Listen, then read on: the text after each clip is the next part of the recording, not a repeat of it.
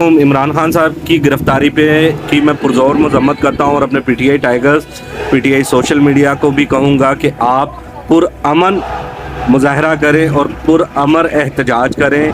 क्योंकि इनका कुछ मिशन हो रहा है। ये पीटीआई को जो है वो बैन करना चाह रहे हैं, कालादम करार देना चाह रहे हैं, पार्टी को बंद करना चाह रहे हैं। तो प्लीज़ आपने पुरअमन एहतजाज करना है और इंशाल्लाह खान साहब खैर आफियत से होंगे और इंशाल्लाह वो जल्द रिहा भी हो जाएंगे।